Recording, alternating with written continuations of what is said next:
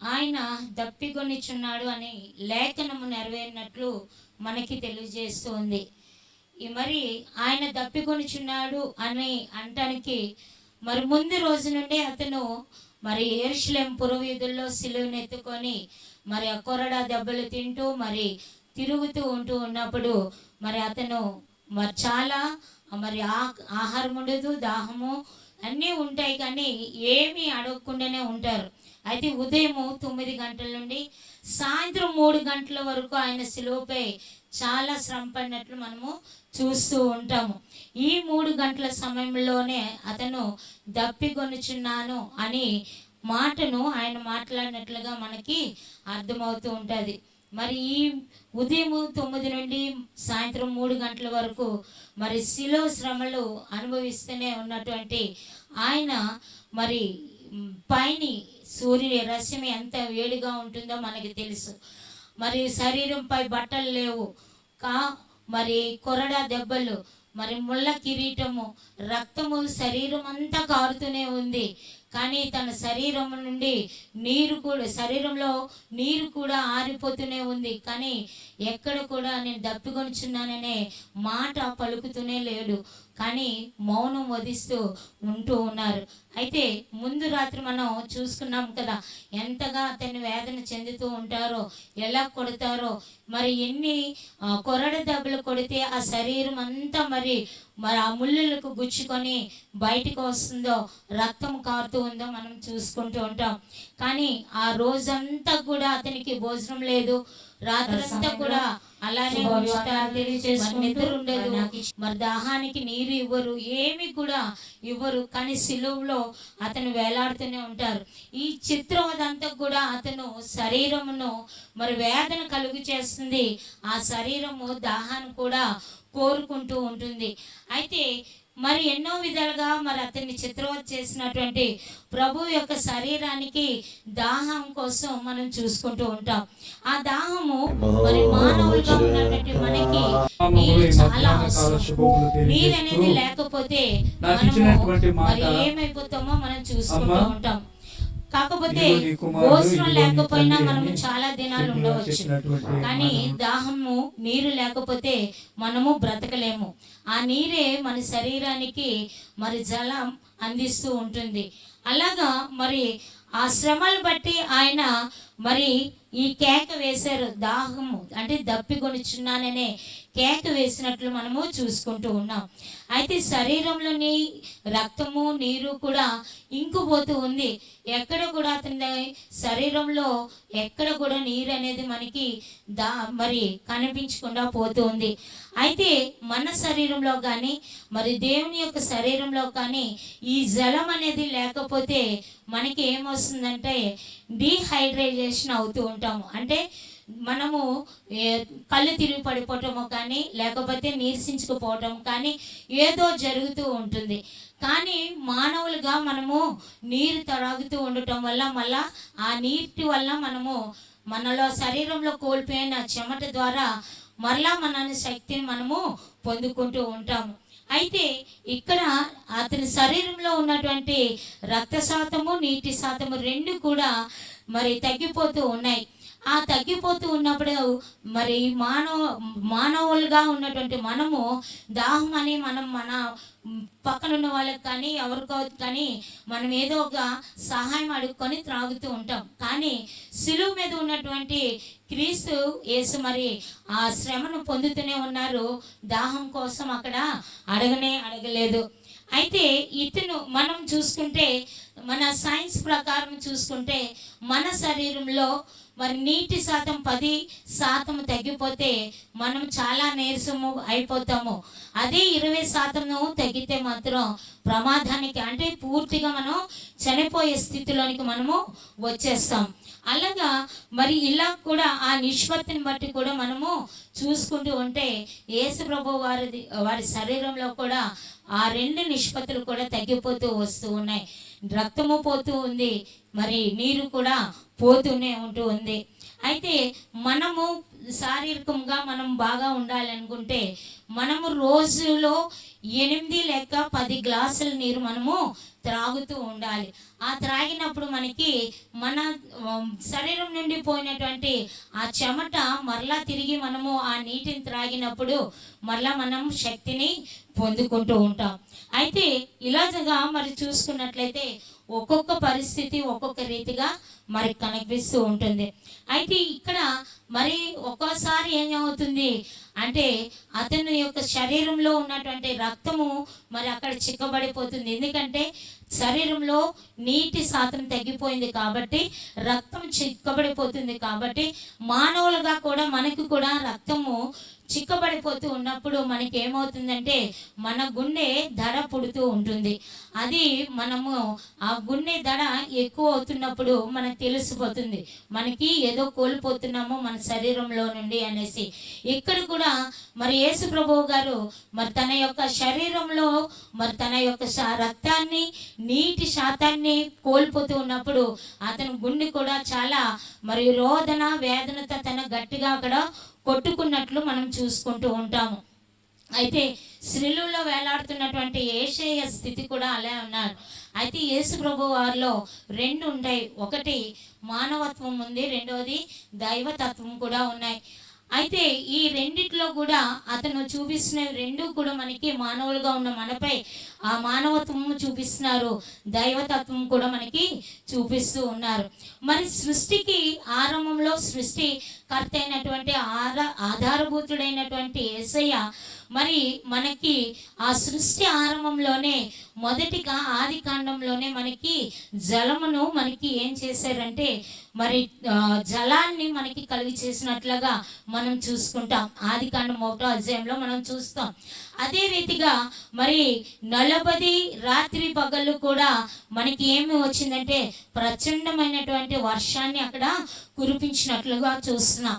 మరి ఆది కాండంలోనే మరలా చూసుకుంటే మరి దాసి అనేటువంటి ఆగరు తన కుమారుణ్ణి ఇద్దరిని కూడా శారా తన మరి బయటికి పంపించేస్తూ ఉంటుంది. మరి ఆగరు తన కుమారుని ఎత్తుకొని వెళ్తూ ఉన్నప్పుడు నీటిని మరి కోల్పోయి ఉంటుంది. ఆ తిత్తుల్లో ఉన్న నీరు అయిపోతుంది. కుమారుడు ఏడుస్తూ ఉంటాడు, రోదన చేస్తూ ఉంటాడు. ఎక్కడ కూడా తనకి నీటిని కనిపించదు. కానీ తనకి అక్కడ రోదనతో యేసుప్రభు గారి దగ్గర తను గట్టిగా రోదన చేస్తున్నట్లు చూస్తూ ఉంటాం. ఆ రోదన చేసి దేవునికి మొర్ర పెట్టినప్పుడు దేవుడు తనకి మరలా అక్కడ జలాన్ని చూపిస్తాడు. ఆ జలం చూపించి మరి ఆ తిత్తిలో తను ఆ నీటిని నింపుకొని తన కుమారునికి మరలా త్రాగిపించేటట్లు చూస్తాం. మరి నిర్గమకాండంలోనికి వచ్చినప్పుడు మోషే చూస్తాం. అక్కడ మరి ఇశ్రాయేల్ ప్రజలు మోషే మీద సణుక్కుంటూ ఉంటారు.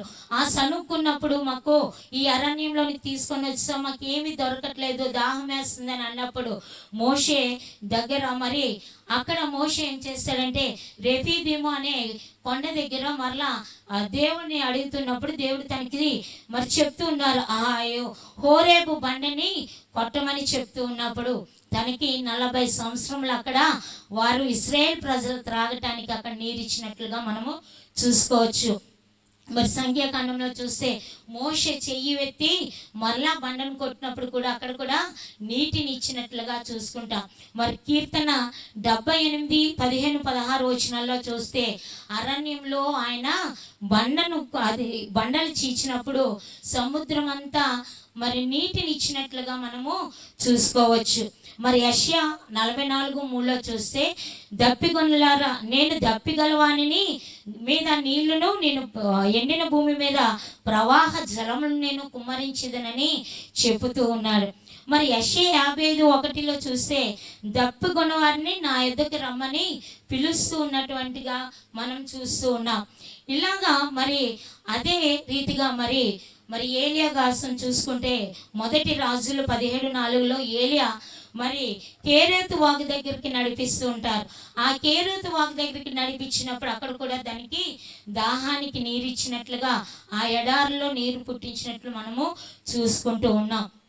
అలాగే కీర్తన 36:9లో జీవపు ఊటనే మనకి ఇస్తున్నట్లు దేవుడు మనకి చెబుతూ ఉన్నారు. మరి యేసుక్రీస్తులో దైవత్వం ఉంది కాబట్టి ఆ దైవత్వం ఎలా అంటే అతను దేవుని యొక్క కుమారుడు, పరిశుద్ధాత్మ వలన మరి గర్భము ధరించి మరి కన్నటువంటి శిశువు, జన్మించినటువంటి వ్యక్తి.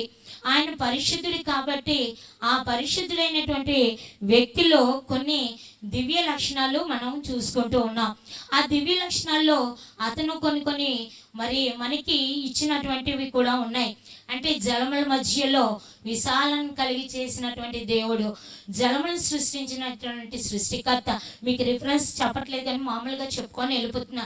అరణ్యంలో నీళ్లను ఊటగా మార్చినటువంటి వ్యక్తి, నీటిని రక్తంగా మార్చినటువంటి యేసయ్య, బండ నుండి నీళ్లు సమృద్ధిగా ఇచ్చినటువంటి యేసయ్య, నీటిని ద్రాక్షారసంగా చేసినటువంటి యేసయ్య, మరి నీళ్లతో బాప్తిసం ఇచ్చారు, సమరయశ్రీకి నీరు ఇచ్చారు, బెతస్దా కోనేరు దగ్గర స్వస్థపరిచారు, దప్పి తీర్చుకోవడానికి మరి జీవజల నదులను పారచేసినటువంటి ఐగుప్తీనికి నీళ్ళు ఇచ్చారు, ఒంటెలకి నీళ్ళు ఇచ్చారు, మరి నీళ్లు చేదుకోవడానికి మరి నీళ్ళ ఊట ఏదో నిలిచి ఉన్నారు. నీటి మీద నడిచినటువంటి దేవుడు 40 దినాలు మరి దివారాత్రులు కూడా మనకి వర్షాన్ని నీరుని ఇచ్చినటువంటి దేవుడు. మరి నీళ్లు కాలువలే పారినట్లు కీర్తనలో మనం చూస్తాం. సముద్రమును పాయలుగా చేసినట్లు చూస్తూ ఉన్నాం. నీరు మరి నదుల వల్ల ప్రవహించడము, మరి సముద్రంలో శత్రువులను కూడా ముంచినట్లుగా మనము చూస్తూ ఉంటాం. మరి దావీదు దాహం అడిగినప్పుడు కూడా అక్కడ నీరుని అందించినటువంటి దేవుడు. ఇవన్నీ కూడా యేసు ప్రభు యొక్క దివ్య లక్షణాల్లో ఉన్నటువంటివే. అయితే అందులో ఇంకా లేఖన సారము కూడా ఉన్నాయి. ఈ లేఖన సారం మనం చూసుకుంటే నేను దప్పికొనిచున్నాననే మాట, ఈ దప్పికొనిచిన మాట ప్రవచనం యొక్క నెరవేర్పుకే జరుగుతూ ఉంది. ఈ ప్రవచన నెరవేర్పు ఆయన జననంలో ఉంది, ఆయన పొందిన శ్రమల్లో ఉన్నాయి, ఆయన మరణంలో కూడా మనము చూస్తున్నాం. ఈ మూడిట్లో నుండి తిరిగి మరలా అతను పునరుద్ధానమై తిరిగి మన మధ్యలోనికి సజీవుడిగా వచ్చినట్టుగా మనము చూసుకున్నాం. ఇవన్నీ కూడా ఆయన లేఖనం యొక్క నెరవేర్పులు ఉన్నటువంటివే. అయితే మరి ఇంకా పరిశుద్ధ గ్రంథంలో కొన్ని ప్రవచనాలు కూడా ఉన్నాయి. ఆ ప్రవచనంలో మరి ఈ దప్పిక అనేది ఒక చిన్న విషయమే, ఒక చిన్న మాట, ఆ దప్పికొంటున్నాము అని అనేస్తున్నాము, కానీ అందులో చాలా లోతైనటువంటి భావం మనకి కనిపిస్తుంది. ఆ లోతైనటువంటి భావంలో మరి అతనికి అది సంభవించింది అకస్మాత్తుగా సంభవించింది కాదు, లేకపోతే వేరే రీతిగా కాదు, కానీ అతనికి మరి వచ్చినటువంటి శ్రమల ద్వారా పొందినటువంటిది మనము చూస్తూ ఉన్నాం. అలా దప్పిక అనేది అతను మరి అక్కడ మరి కీర్తన 69:21 అంటున్నారు, వారి చేదును నాకు ఆహారంగా పెట్టారు, నాకు దప్పి అయినప్పుడు నాకు చిరకను త్రాగనిచ్చిరి అనేసి చెబుతూ ఉన్నారు. అయితే మత్తయి 27:37లో చూసుకున్నట్లయితే కపాల స్థలంలోనికి అతను తీసుకొని వెళ్తున్నారు. అది గొల్గొతా అనబడి మరి పేరు. అక్కడికి తీసుకొని వెళ్తున్నప్పుడు సిలువ వేసినప్పుడు అక్కడ దప్పిగున్నాను అన్నప్పుడు అక్కడికి ఏమి ఇచ్చారంటే ద్రాక్ష రసం ఇచ్చారు. ఆ ద్రాక్ష రసము చేదుగా ఉంటుంది. ఆ చేదును ఎందుకు ఇస్తారంటే మరి సిలువలో మరి ఎవరైతే వేదన పడుతూ ఉంటారో, శ్రమలు పొందుతూ ఉంటారో, ఆ పొందినటువంటి వారికి ఉన్నటువంటి బాధను మర్చిపోవటానికి ఈ ద్రాక్ష రసంలో మరి అది చిరకను చేదును కలిపి ఇస్తున్నట్లుగా మనం చూస్తూ ఉంటాము. అయితే ఇక్కడ మరి ఆ శ్రమలు అవన్నిటిని కూడా వారు మర్చిపోవడానికి మనం చూసుకుంటూ ఉంటాం. అయితే యేసుప్రభు గారు సైనికులు మరి అక్కడ ద్రాక్షారసం అందించారు, కానీ దాన్ని అతను ముట్టుకునలేదు, త్రాగనే లేదు. ఎందుకంటే అది అందించగానే అతనికి మరి చేదు అనేది తనకి తెలిసిపోయింది కాబట్టి, అది మత్తు పానీయం అని తెలిసింది కాబట్టి అతను పుచ్చుకోలేదు. మరి కీర్తన 22:15లో చూస్తే నా బలము ఎండిపోయినట్లు, నా శరీరం అంతా చెల్లి పెంకులైపోయినట్లు, నా నాలిక దవడును అంటుకున్నట్లుగా ఉన్నట్లు కీర్తనకారుడు చెప్తూ ఉన్నాడు. మరి యోబు 20:10లో చెప్తూ ఉన్నాడు, ప్రధానులు మాట్లాడక ఊరుకొనేరి వారి నాలుక అంగుటుకు అంటుకొని ఉండిపోయింది అనేసి చెబుతూ ఉంటాడు. అయితే ఈ భాగంలో నాలుక అంగిటికి అంటుకుపోయిందనే మాట మరి యేసుక్రీస్తు వారు జీవితాంతము ఆ ప్రవచనంలోనే ఉన్నది. ఆ ప్రవచనంలో ఆ నాలుక తనకి అంటుకుపోతూనే ఉంది, కానీ తనకు ఆ చిరకనిచ్చారు కానీ తను పుచ్చుకోలేదు, త్రాగడం లేదు. కాబట్టి అక్కడ దప్పిక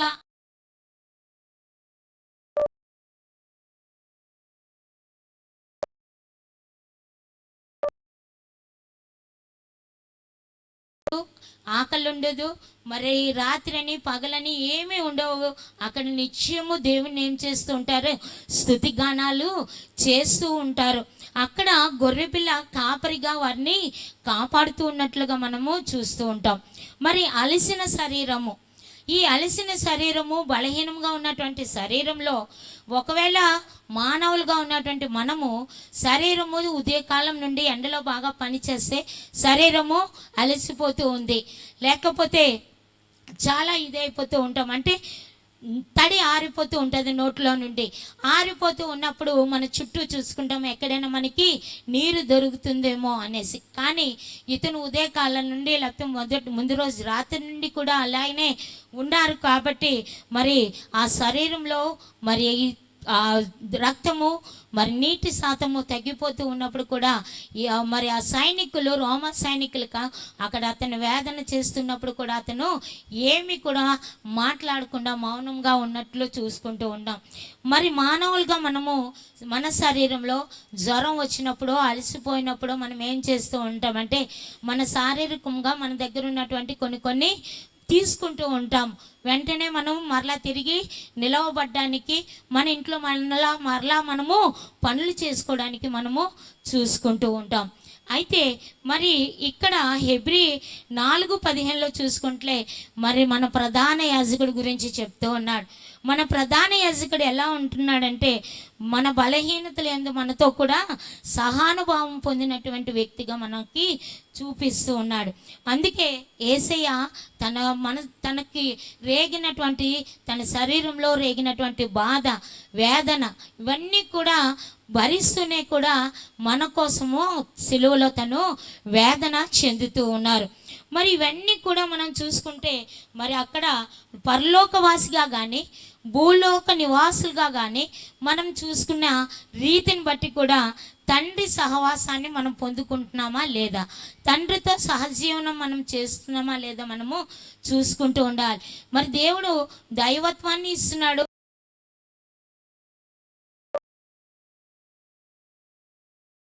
ఏది పంచుతున్నాం అనేది కూడా మనము చూసుకుంటూ ఉండాలి. మరి లేఖన నెరవేర్పు, ఈ లేఖన నెరవేర్పులో మరి దాహము అనే దానికోసము లేఖన నెరవేర్పు చూసుకుంటే యోహాను సువార్త 1:14 ఆది యందు వాక్యమే ఉండెను అని మరి చెబుతూ మరి 14వ వచనంలోకి వచ్చినప్పటికీ ఏమొస్తున్నా ఆ వాక్యము శరీరధారి కృపా సత్య సంపూర్ణుడిగా మన మధ్యలో నివసించును అనేటువంటి వాక్యాన్ని మనకి నెరవేర్పును మనకి అందిస్తూ ఉన్నారు. అయితే మరి కీర్తన 32:3-4 వచనాల్లో చూస్తున్నాడు, నేను మౌనంగానే ఉన్నాను, ఈ మౌనంగా ఉంటున్నప్పుడు నీ చేయి నాకు ఎలా ఉంటుందని చెప్తున్నాడంటే నా మనసు మరి నా సారము ఎండిపోయినట్లు, నీ చేయి నా మీద బరువుగా ఉండినట్లు అన్నట్లు మరి కీర్తనకారుడు అక్కడ దావీదు చెప్పుతూనే ఉన్నాడు. ఇవన్నీ కూడా ముందుగానే యేసుక్రీస్తు గారి యొక్క మరి లేఖన నెరవేర్పుగానే మనం చూసుకోవచ్చు. మరి కీర్తన 22 అంతా కూడా మనం చూసుకున్నాం, మన ఉత్తర ప్రత్యుత్తరాల్లో మనం చదువుకున్నాం. అదంతా కూడా మరి లేఖనంలో నెరవేర్పే. ఆ కీర్తన అంతా కూడా అతని కోసం ముందుగానే దావీదు రాసినటువంటి నెరవేర్పుగా మనము చూసుకుంటూ ఉన్నాం.